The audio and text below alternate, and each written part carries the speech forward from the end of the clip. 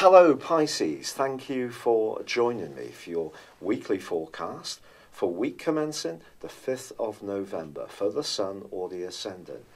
Your two ruling planets are Jupiter, the planet of growth and optimism, and Neptune, the planet of spirituality. And these two are both very actively involved in this week's proceedings. Jupiter moves signs, arriving in your sector of success, where it's going to be for the next 13 months. Now, it doesn't just follow when Jupiter's in a location that things will fall into our laps. We have to put the hard work in. But if you're prepared to apply yourself, some kind of big breakthrough can occur around a key goal or ambition over this period of time. But it's true to say that there's a new moon in the part of your scope to do with expansion, travel, higher education, but it's linking to Neptune. Don't underestimate the sensitivity that you bring to situations and your instinctive skills. This can be wonderful if you are on a holiday, a vacation, in the sense that over the next 3 or 4 weeks, your ability to soak up what's around you by osmosis is going to be absolutely amazing. Nearer to home, your appreciation of film, photography, music is also going to be richly enhanced. But it's also a time when perhaps you find ways to reinvigorate your life in some kind of new setting. Now, Mercury, of course, is such an important planet. It's all about communication. And it too has been in the part of your scope to do with worldly interaction. And that's going to continue. But by the end of this week, he does go into a retrograde. And also throughout this week, he's clashing with Neptune. If you are having an interview, doing a presentation, applying for a job, trying to start a new business, it's going to be important to understand what those in positions of authority or the worldly expectations are of you. Although your inspiration is going to be important, it's also important to understand the practicalities of situations, and that's really going to be something that I'm just guiding you with this influence, because your desire to be a bit more spiritual about things may need to be tempered on the back of this particular square and then the retrograde. But as this week draws to a close, the Sun does forge an amazing angle with Pluto. And if you've got a clear idea about your longer term hopes and aspirations, and you've got a good network of people to link into, it can be a time of tremendous growth. Now, Uranus also moves back this week into your sector of everyday resources. And you may be surprised, but at the end of this week, that some kind of good piece of fortune or stroke of luck could just fall for you if you take the initiative, if you're a bit bolder. It's been a real pleasure being with you. I'd love it if you would like or comment on this video, or if you've yet to do so, please do subscribe to this channel. Thank you. Hello Pisces, thank you for joining me for your monthly forecast for October for the Sun or the Ascendant. I'm edging forwards on the schedule, but still not delivering these quite as much in advance as I would like, but thank you for bearing with me. This month begins with the Sun in the sign of Libra. Mercury's there too. This is an opportunity for you to think, because Libran energy, being air, is very much about the more intellectual processes we go through, to think through the potential for change in your life. Now, change is something that some people welcome gladly, and others of us find more challenging. Perhaps for a lot of people, we kind of go across both. We like a bit of change, but not at such a pace that it feels out of control. But I think you will be thinking about life beneath the surface, particularly in the first 9 days, because Mercury in the 8th house sees you much more concerned with what people mean rather than what they say. So a more penetrating insight can come through Mercury's journey in the first third of this month for you. But the Sun in this area is obviously the heart of our very being. So in a more practical sense, you may be thinking about investments, business, more enterprising strands, property. There may be something to do with real estate that you're juggling. If someone has sadly passed in your world, there may be legacies and wills to sort out. It's also possible that you're talking about the things you share jointly with someone else. So that could be a business enterprise. It could be a very close relationship in a personal context. Now that could be how you make spending decisions together. It could be more how you share intimacy, because the 8th house is about sex and reproduction. But also, on the 2nd day of this month, there is a quarter moon with the sun in Libra squaring up to the moon in Cancer. Is someone being a bit clingy in your world at the moment, Pisces? If they are, and you're finding it hard to breathe, and you're going through some kind of change and they're not quite getting it, you may find that you want to resist them a little bit for a week.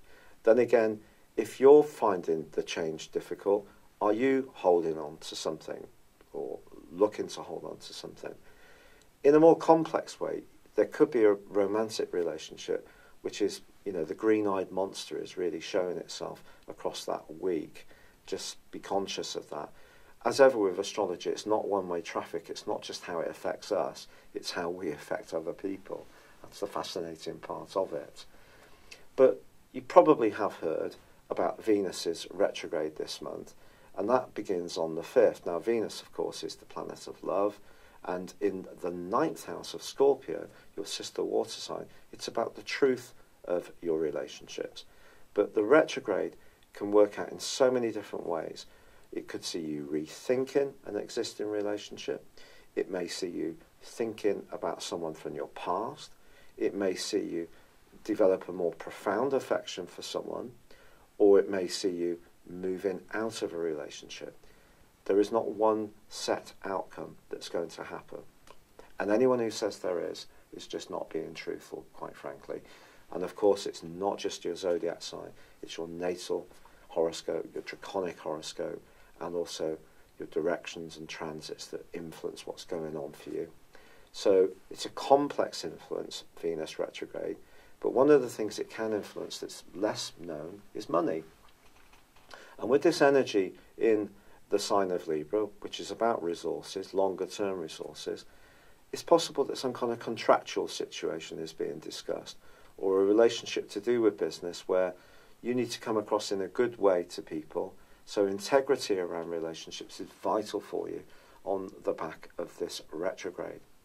Now on the 9th of the month, there's a new moon. So if you are wanting to launch a new business, get closer to someone who's really important to you, on the face of it, this would be a fine time to do so.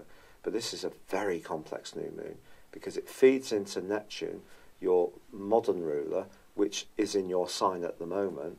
And you've got a bit of a toggle to do here between what's right for you, the individual, and what's right for some kind of unified approach. And sometimes that's hard to achieve. Neptune gives you that lilting, emotional, shifting sands type part of your nature where your perceptions are always altering, which makes you so fascinating and wonderful because it means you're not stuck. You're always evolving. But just finding out where you exactly stand about some kind of very close involvement may be a bit of a challenge. But the bigger challenge, I think, comes from Pluto. Pluto, since 2008, has been in your sector of friendship, of long-term plans, of higher principles. And it's in a right angle with the Sun for 1 week from the 9th. The Sun square Pluto is one of the most difficult of all planetary aspects.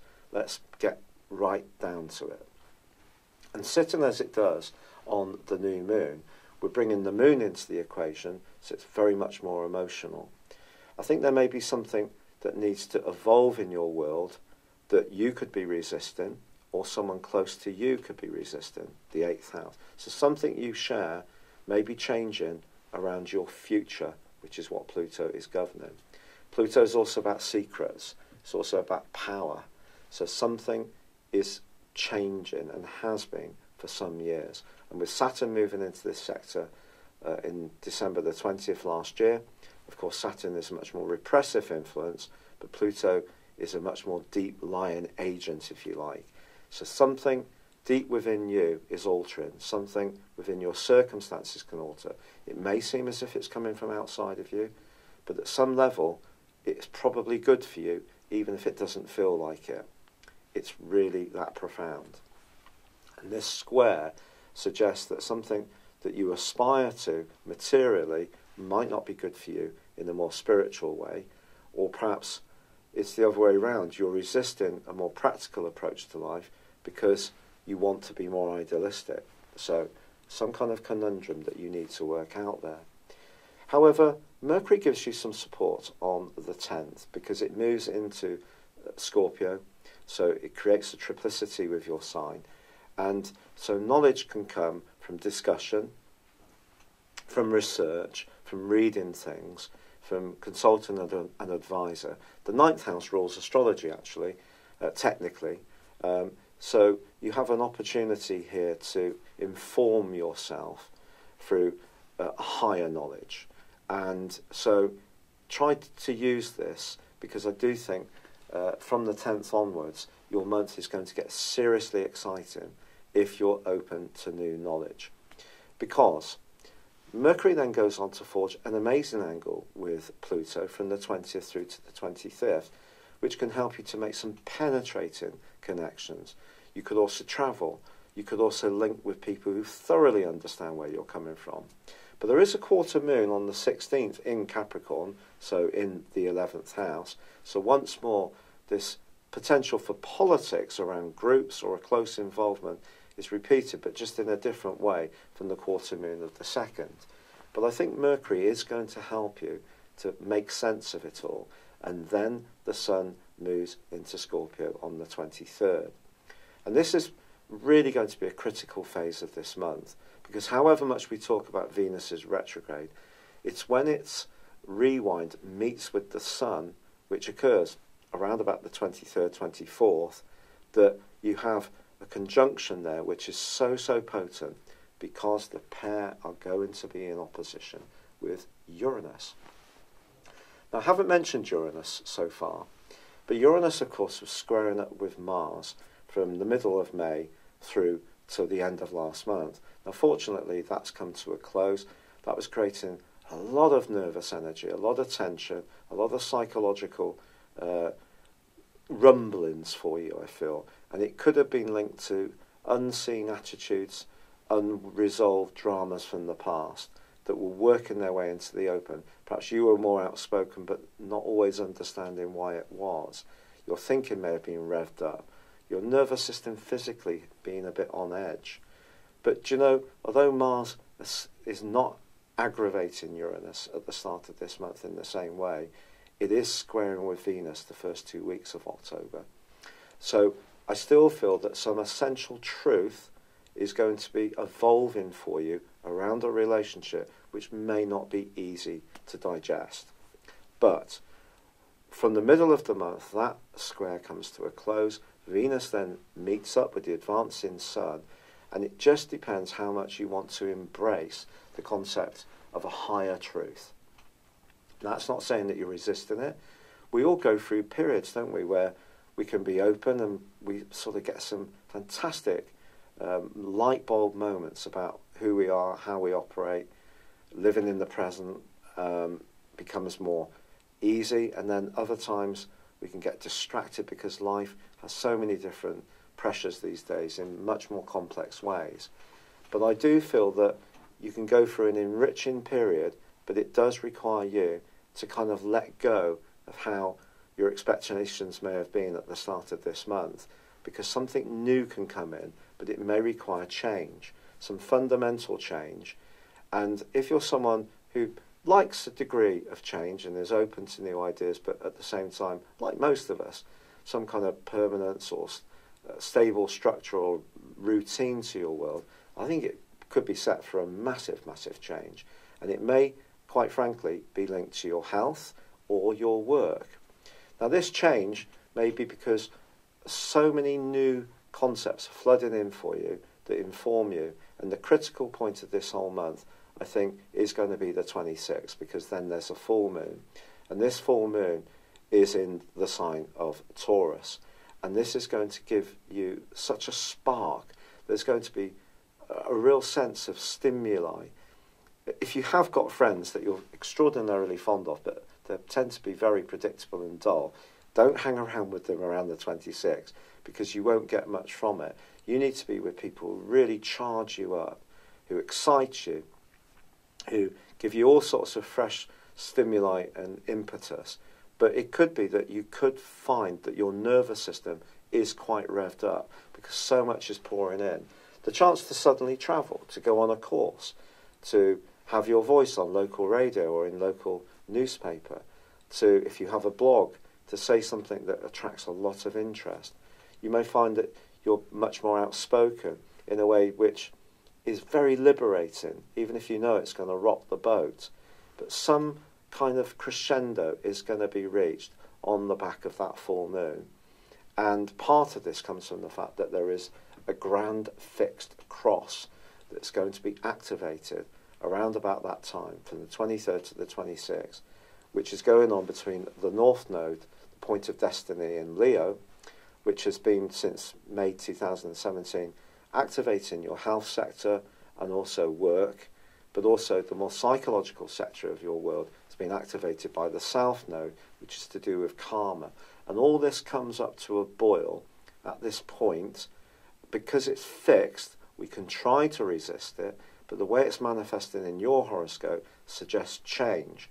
So the more you try to resist it, the greater the pressure will be, I feel. So it's kind of like embracing the Jupiterian traditional rulership of your sign, which is about optimism, and it's about knowledge, and it's about confidence, it's about faith, it's about spirituality, whether in a modern context or a more traditional religious context, that something evolves for a reason. It's karma. Your sign is all about the accumulation of all the knowledge and the energies of the other 11 zodiac signs. That gives you a huge gift, and that gift of knowledge can really be activated at the end of this month. But it could mean that some ways that you've been need to change, need to be updated, need to be shook up. So it's a bit like getting the Tower card in tarot. If you like tarot and you get the Tower card, it's always a bit of a foreboding card to get, isn't it? It's almost like things are shook up where we don't necessarily have full control. But very often something very good follows after the tarot, after the Tower. You're coming into the sunlight of your knowledge and your ability to shift, to not be fixed. So if anyone can deal with this fixed grand cross, well, it's going to be you. And because of that conjunction between the Sun and Venus, so Venus may be retrograde, but it's given you the opportunity to rethink your knowledge around relationships. So you need relationships that are based on truth. That's the bottom line. And the most important relationship we ever have in life is with ourselves. So it's a very profound month, I feel, Pisces, packed full of opportunities. Yes, there may still be some things to do with the past that you're evolving through, coming to terms with. But there's so much excitement building up to burst out, to revitalise your world in a much more exciting, stimulating, spontaneous and knowledgeable way. Wow. I wish you so much good luck with it. I'm still battling away with the rheumatoid arthritis. I'm so grateful for all the kind suggestions and lovely comments that I've had. I've embraced an enormous amount of natural approaches. At the moment, it's not preventing the rheumatoid arthritis. The consultant thinks I've got a very aggressive form of it, but obviously I'm trying to do everything to bring the inflammation down in my system. But I'm so grateful for your support. I hope you have a lovely October. Thank you so much for joining me. I'd love it if you would comment or like this video, or if you've yet to do so, please do subscribe to this channel. But for now, good luck and goodbye. Hello, thank you so much for watching my video. I'd love you to join me at my Horoscope Ace app. You can find this at www.horoscope-ace.com. You can use it through Android, iOS, Apple or Facebook.